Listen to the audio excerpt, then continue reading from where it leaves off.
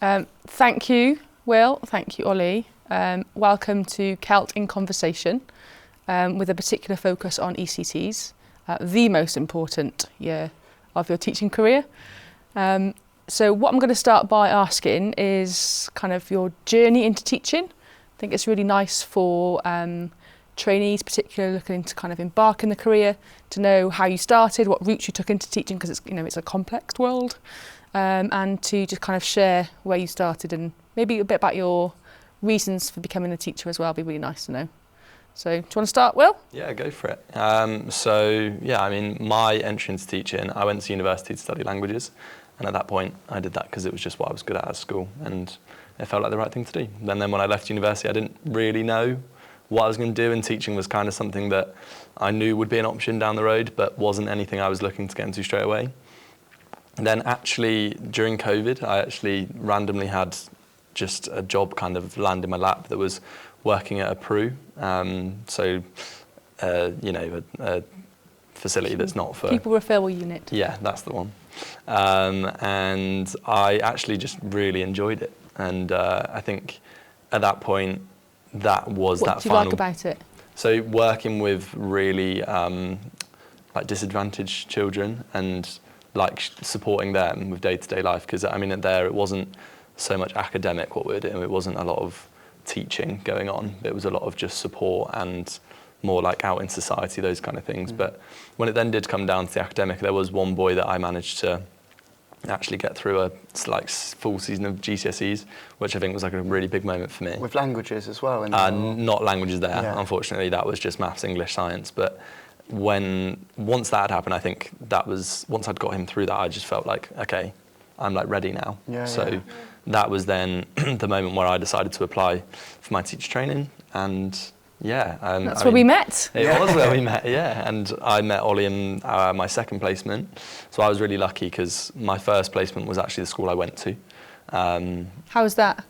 It was great. Was it weird being back there as a teacher? It was a bit weird walking in on the first day because I kind of had a bit of an idea about who would be there, and there were definitely some familiar names that would crop up here and there in my own communication with the school before it started. But then walking in the front door and just everyone's faces being like, oh, you're back. Yeah. Did it smell the same? Well, different building, the new building. So did it change much then? That whole side of the new school being built was completely foreign to me because I'd never been in that part. But in the older building, it's all exactly the same. So that was quite a nice thing as well, just knowing my way around. Yeah, and it was quite nostalgic. Yeah. So to think where my teaching room is now is the kids sometimes are asking me now who taught you? And I'm like, oh, actually, next door was my Spanish room when I was here, and I was taught by Miss Henry as well, like you might be. So. But yeah, it was a really nice, easy, soft landing for me in my first placement because I went in, familiar faces, familiar surroundings, and it was nice and easy. So. And then what happened? And then I was placed at Polterre for my second placement, which initially... You had to leave Newquay. I did. I had to get out of my comfort zone. And that initial soft landing was the complete opposite when I got to Polterre because it was so foreign to me and completely out of my comfort zone, and I didn't know anyone, I didn't know the school, and I didn't know my way around. So initially it was really difficult actually, and I struggled, and I kind of forced my own kind of negative opinion onto the school at first. For that first month, I found it really hard.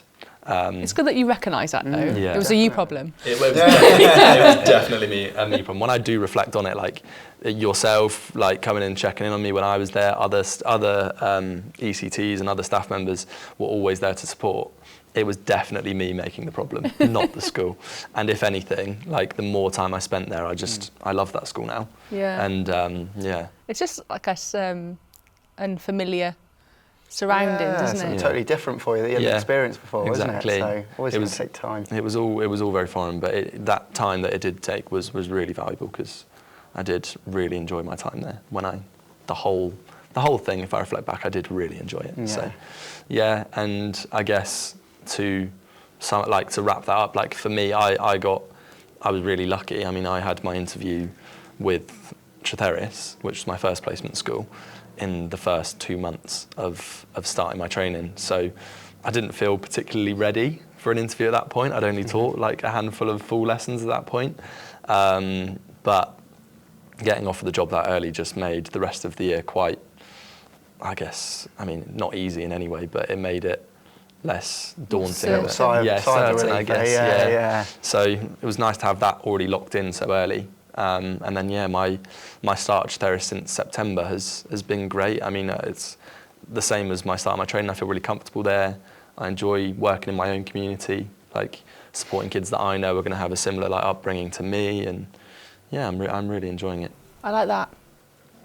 Yeah. Definitely. As well, Impact, isn't it? one thing I remember saying in my interview actually at Ceteris, which stands true, is that the longevity of the staff, so the people that taught me when I was there, the longevity of the staff that are still there now and teaching just shows to me that, it's clearly... Exactly right. Yeah, it is a testament to the work there. Like, people are happy there, and they've been happy for a long time. So, yeah, definitely. Yeah, that's How my does that story. compare to your story, Al? So yeah, I was brought up in Suffolk.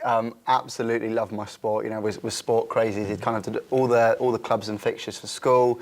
Was a swimmer outside of school and kind of did that to a fairly decent standard. And I kind of got to where I was taking my GCSEs and then my A levels, and I kind of thought, well, what's the next step? I kind of started to realise that the swimming wasn't going to be the career path I was able to go down, and I was kind of stuck. And the head teacher at the school I was at kind of really took a chance on me and offered me a PE apprenticeship at the school I'd just been at. So that was a year-long course where essentially I was kind of mimicking the PE department, which allowed me to kind of have that contact with the students while kind of doing the things a PE apprentice would, such as like the data, the getting the equipment ready. So it gave me kind of a really, really broad perspective of kind of what teaching looked like. But obviously that was through the PE department, and it gave me just such a kind of a wealth of experience. And I kind of got towards, I guess, halfway through the year, and I thought, this is where I want to go into. This is really what I want to do. And then the next kind of thought was, well, how do I get there? How do I achieve that? And I spoke to my mum, who's a PE teacher in Ipswich. I said, Mum, kind of, what's the best route? What do you recommend? And she was like, well, I went to this lovely place called Marjohn's, and I trained as a PE teacher there. It'd be right up your street, with the sport, with the culture, that being that small community. I fully recommend it. At first I was a little bit apprehensive because I was like, I'm really settled in the school I am in now. And there was a way that I could have done, 2 days at a university in Norwich and 3 days in the school. So kind of, I guess, an apprenticeship route into teaching. And it was the PE staff there at the end who said, no, do you know what? You need to go and experience university, because that's what's going to make you a really, really good teacher, especially, experience a range of different schools rather than just being in one. So I took that chance, took the leap of faith and came all the way down to sunny Plymouth as I thought as it would be. But yeah, absolutely loved it. I did the 3-year B.Ed in PE.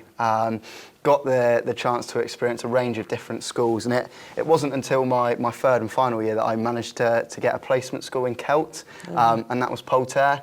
So I did my final 17-week placement there with the PE department, and kind of just fell in love with the school. I really bought into that rapid change environment that it was going through, and it was nice to see it kind of still in its early stages, where it wasn't completely finished. So actually from start to finish, I saw that the impact that, that new behaviour policy, that changing culture was really, really having.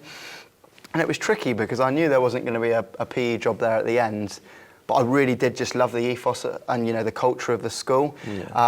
So in the end, I had a couple of PE interviews at other schools, and eventually I decided, I really want to stay at Polter, so I ended up becoming a cover supervisor there, which I thought, you know what, I'm invested here now, so let's see what happens. And I really went in thinking, let's make the most of this and see what happens. So threw myself into everything. I was made the pupil premium lead for year 8 at the time as well, which I thought was another, That's great, isn't it, for an ECT? That's like starting your career. Yeah, and I just went in thinking kind of strings to the bow, it's all going to look good and just give me as much experience as possible.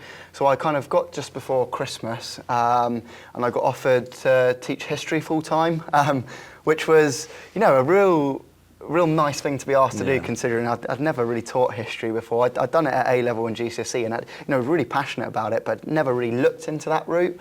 And again, I just kind of thought, well, it's an opportunity that is just going to upskill me in such a massive way, being so used to teaching outside, never really taught in that classroom environment much before. So I thought these are skills that I'm going to use throughout my whole career. So again, I kind of took that gamble, went into it and taught a full timetable of history with 2 GCSE classes. It was incredible that you did that. I mean, when I was there training, Ollie was like so supportive to me because he was offering me that opportunity to observe. So I was going in, I had in my mind that you were a PE teacher, but then next thing I knew, you'd, oh yeah, just come and observe me, and I'd be in the classroom, and I'm like, oh, now you're teaching history.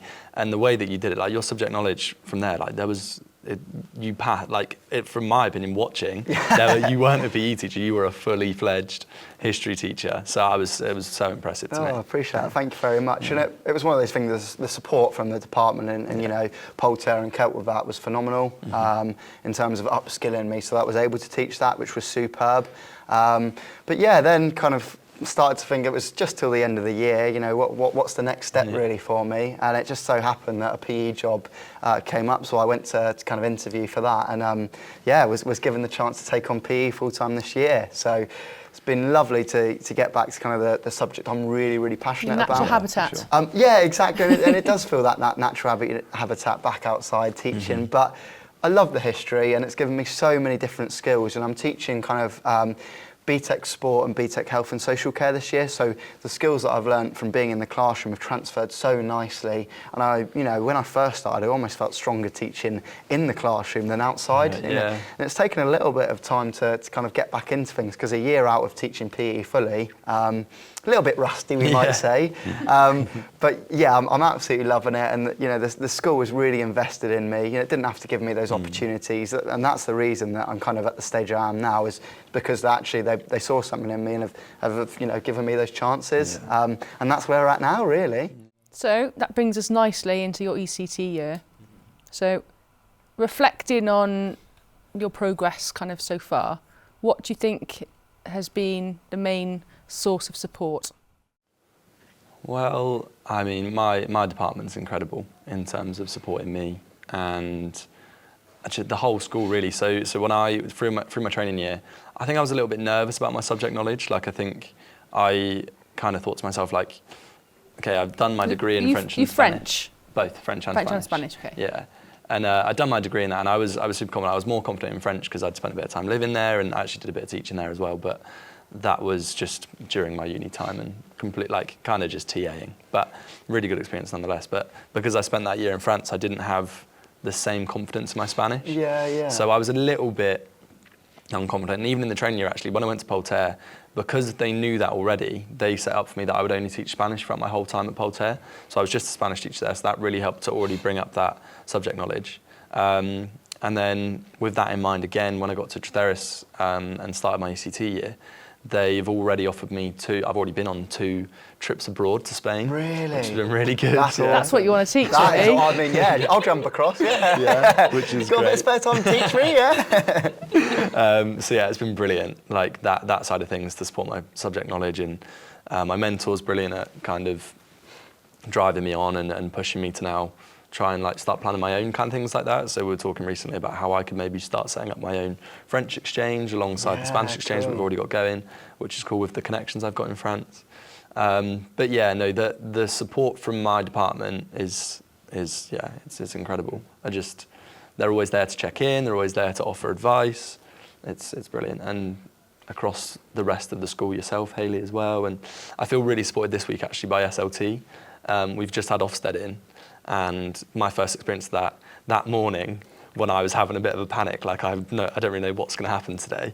I had 3, 4, 5 even maybe members of SLT just pop in and be like, how are you feeling? First time?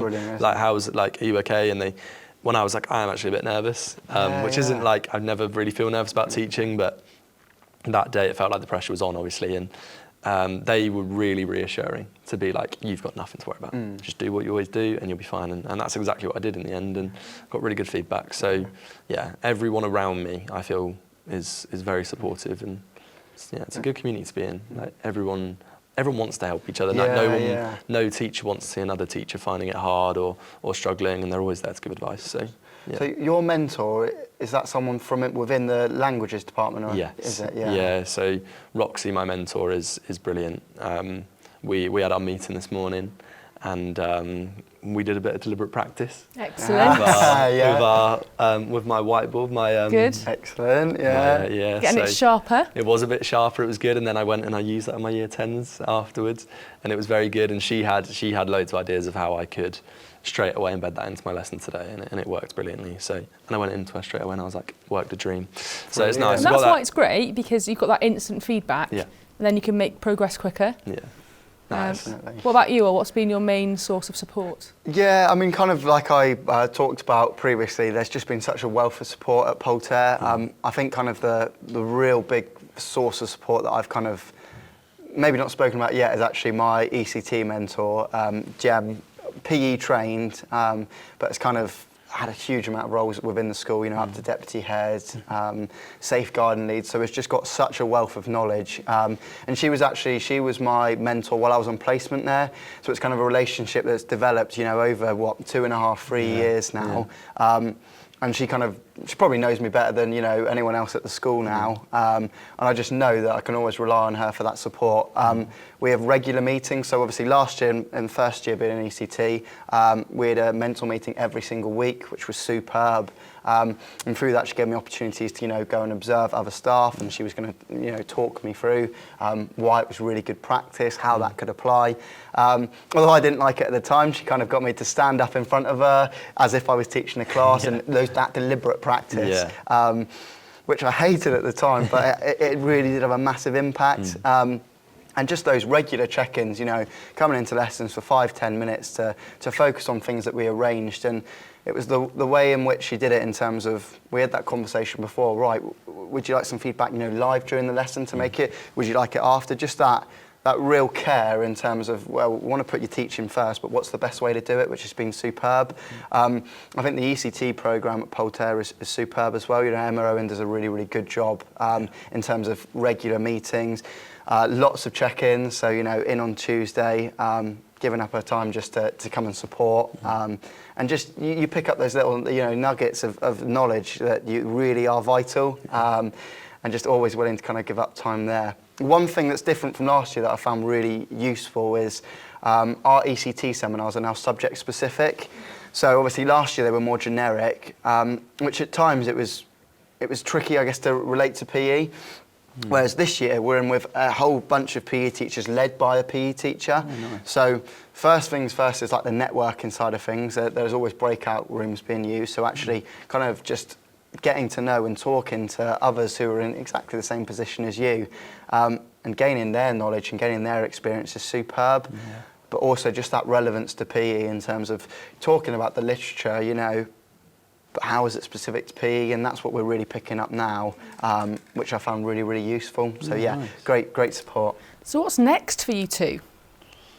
Well, I mean, I am currently just really trying to like master my craft. Like I want to be, before I think about moving down like a really strong route in terms of being a head of year or a head of department or anything beyond that, I think I just want to feel that I am the best language teacher really I can be for now. Classroom teacher. Yeah. But I mean, that's always been kind of my answer to that question. But actually, when we recently had that Eden Project whole day out seminar conference thing, seeing you and Edie and the other ECT2 talk about being future leaders actually kind of made me think that with the progress that jealous, weren't you? Not jealous. You want to be a future leader. Not jealous, but it definitely made me think that like, I think that's the kind of thing I'd like to do. Definitely. Like, and I think with the progress that I've had so far and the feedback that I've had, I feel like I'm doing a pretty good job at the minute, and I'm really enjoying that. And I think that eventually I will want to push myself in those kind of programs that are set up by CELT, the Future Leaders program. I think that is the kind of thing that I'd like to start looking towards doing. So yeah. What about you, Ol? What's your next steps? Yeah, and I think that kind of links in really nicely to what you said in terms of, you know, CELT, Polter first are really willing to invest in kind of the younger teachers and those ECTs. So it's been amazing this year. Sorry? Youngerish. But in terms of just being kind of given the opportunity to be a future leader this year has been superb. Kind of the exposure that it's given me to different aspects that I never even realised were a possibility before. You know, those meetings we got to speak, you know, with the head of the whole trust. You know, Lisa Mannell came in and spoke to us and gave her knowledge, which she's a very busy woman. So to actually get that knowledge and just have a really frank conversation with her, I just got so much out of the fact that we're going to be able to go and visit other schools to kind of see what's going on there is superb. I think maybe in terms of my next steps, I'd really like to kind of maybe go down a pastoral route or a curriculum route. I'm open to options. I think, like you said, Will, mastering the craft, you know, there's a long way to go with that, and it's never going to be perfect, so it's something that I'm always determined to get better and better at. I'd really like to kind of keep expanding my knowledge in terms of the BTEC sport and health and social care. See, the health and that's always changing, isn't it? Yeah, absolutely. And the health and social care, you know, I'll be honest, I didn't study at GCSE or A level.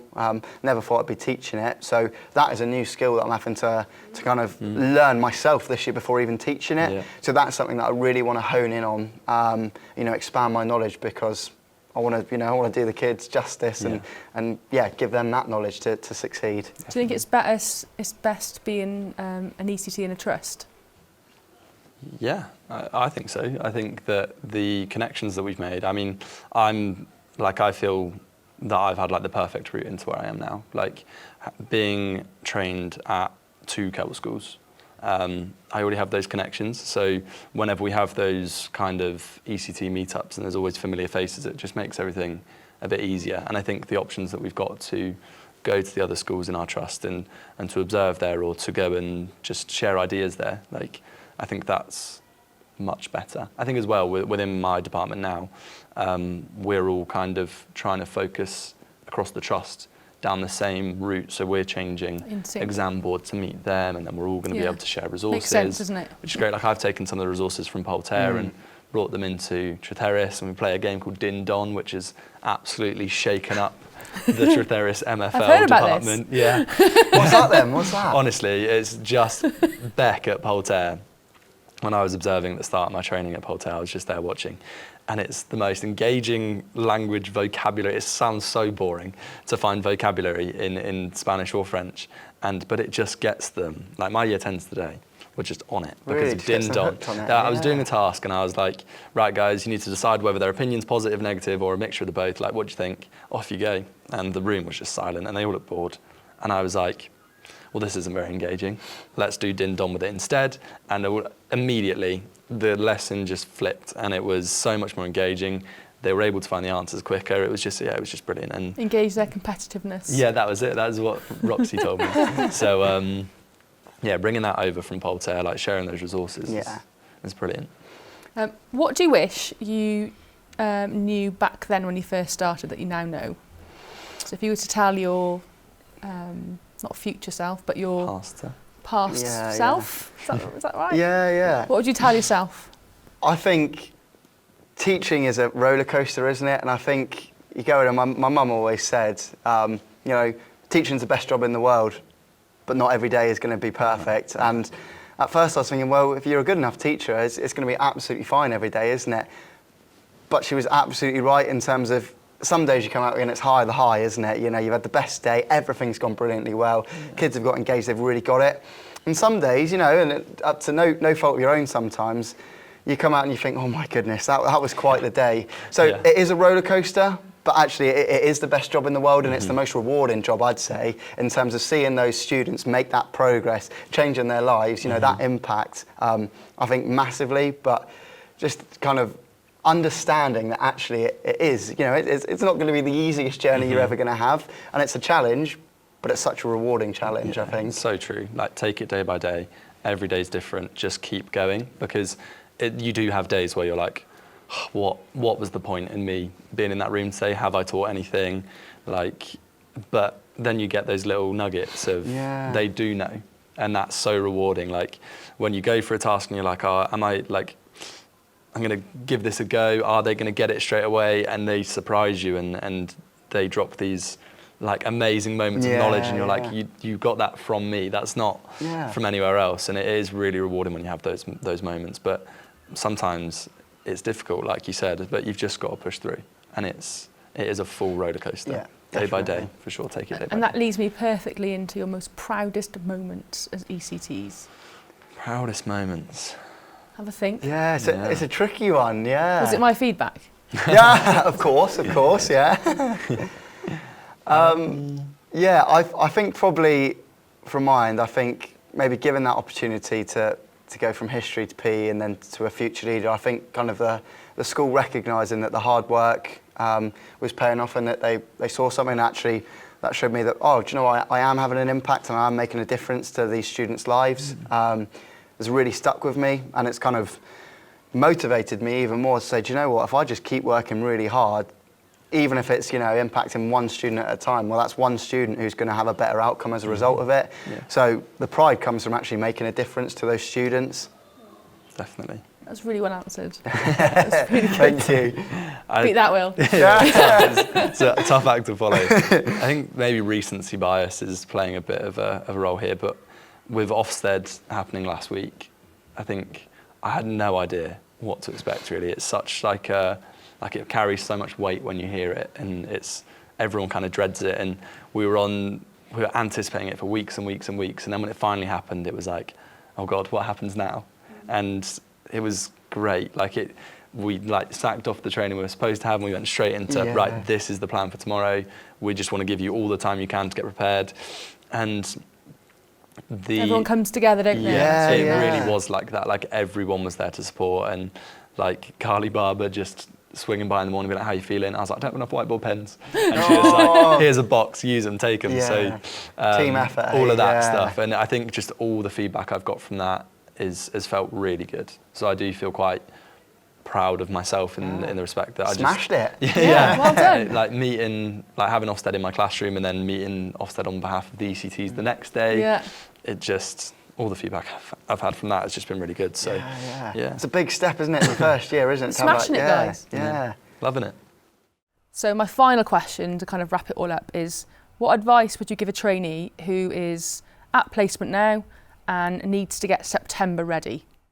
So what I remember in like a current ECT2 saying to me, like when we had like our new starters day, was don't spend your summer like planning your lessons for like the first week, month, whatever long that's going to be, because it's such a waste of time. Yeah, because you it's gonna just don't change. know. Like, you don't know who you're going to have in front of you until basically like the day, the week before almost, and it's all so foreign in that first week that you kind of just have to work on it as it comes. And yeah, I mean, anything you can do to boost your subject knowledge. I went to South America and Nice. Good choice, yeah. and spoke loads of Spanish. That was fun. Oh. So yeah, just don't waste your summer overthinking September, because you won't know until you get there. You've got to recharge, haven't you? Yeah. So Yeah, that you're- definitely. Take those breaks for sure. that you're Like on point. all of your half term. Like, don't. I know that's straying away from the question a bit, but whenever you've got a half term, make the most of it. Like, don't sit and work the whole time. Yeah. Like, it's not worth it.